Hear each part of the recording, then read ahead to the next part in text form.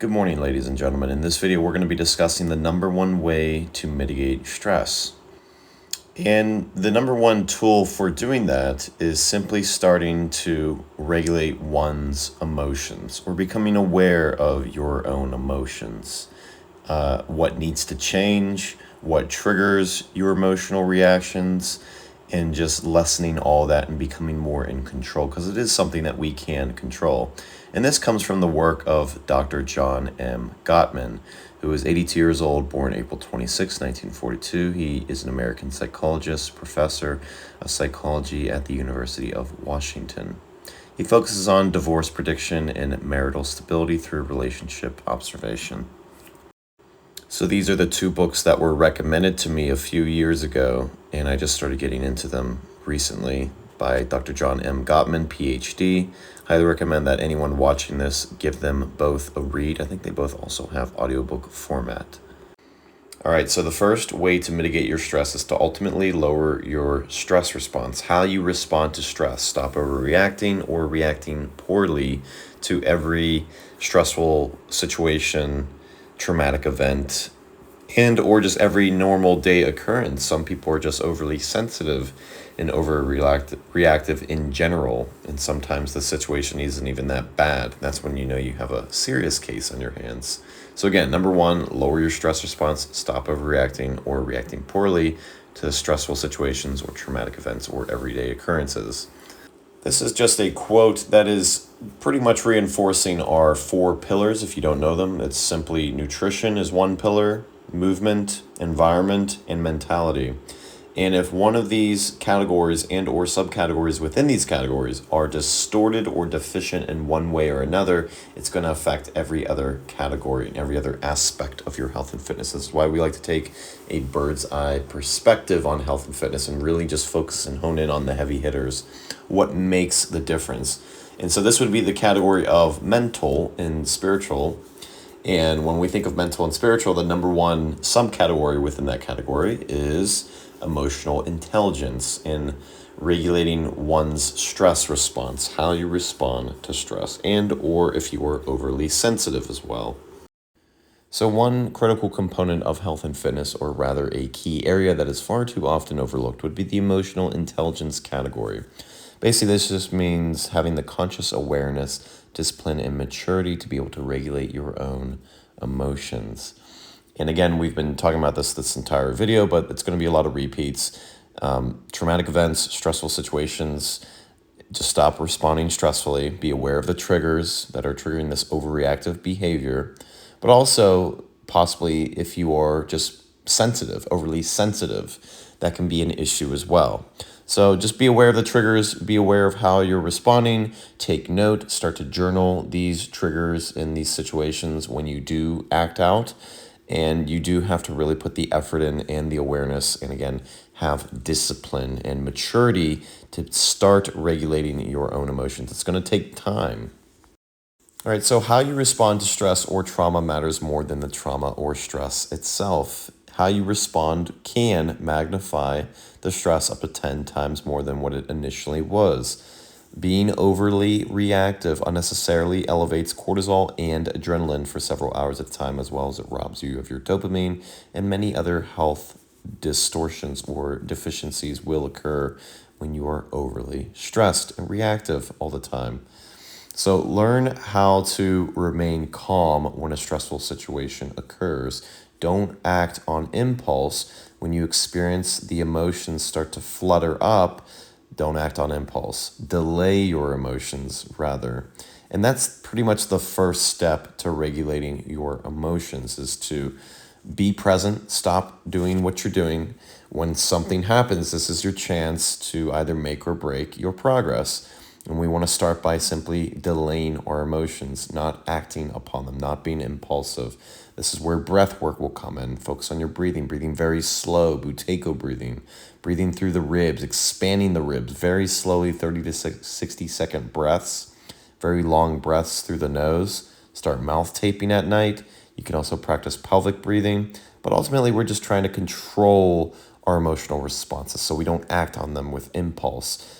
And to do so, we have to have an action plan in place. We have to be aware of our triggers and have a step-by-step action plan for when these triggers do occur, so we're not just running blind. So again, when something happens, stop, be present, don't act on impulse, and try to delay your emotions as much as you can. Start to regulate them. Again, we have to have a reason why, and that reason why has to be very, very powerful, very strong, very convincing. That's the only way that we're going to start to get used to this. This is the only way that I started to change and consider emotional intelligence as an attribute, as a skill, which it ultimately is. And therefore, if it's a skill, it's something that we have to practice every single day. We have to study it, we have to research it, those 2 books that I recommended, but we also have to be on the front lines and practicing and implementing these goals and these action steps every single day for the rest of our lives. And it's going to get easier, it's going to get better. You're going to get better, more efficient and proficient at delaying your emotions, controlling them, emotional intelligence, all of it that we're talking about here, lowering your stress response, and just ultimately being a more calm, peaceful, stoic, I guess you could say, human being, right? That's what we're ultimately trying to achieve, better health, and a lot of it will come through regulating your emotional reactions and intelligence. So this leads me into the next quote. In order to get to a healthier and more productive place, we need to give up our fear of conflict, turmoil, and resistance.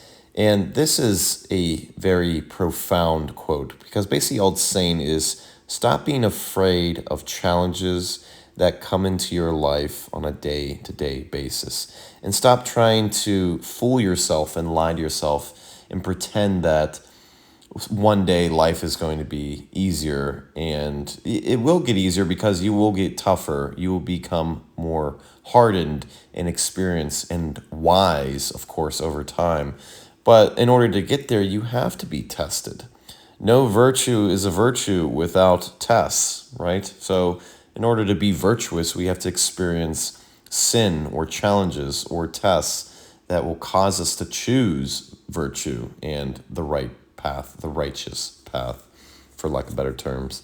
And fear of conflict, turmoil, and resistance, again, it's just deceptive. You're lying to yourself that life isn't tough, that life isn't challenging, rather than embracing it. And it's just the truth. And then when you embrace it as the truth, it becomes a little bit more easier to deal with reality because there's really nothing that you can change. This is a part that you can't really change. You can do everything in your power to prepare for the day, to prepare yourself for these challenges that may occur. But the only thing at the end of the day that you can do is to change how you respond and how you react to these challenges, how you solve them, how you handle these challenges and these conflicts and these stressful situations.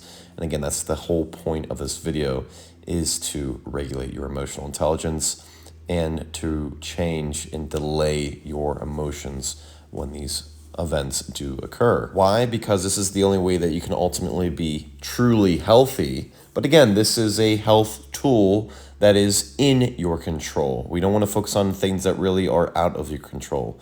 Being able to regulate your emotions is in your control. I thought this was a funny one, but also very profound. We just simply need a PhD to remind us in our stubborn brains, right? And that is ownership. Admit when you're wrong and shut up when you're right. I think this is a very simple, self-explanatory quote that just seems to provide a lot of value. So thank you, Dr. John M. Gottman, PhD, for your contribution to society and your research and work on emotional intelligence. These 2 books are what we recommend, highly recommend. And again, the number one way to mitigate stress. Stop being impulsive. Stop acting on your emotions.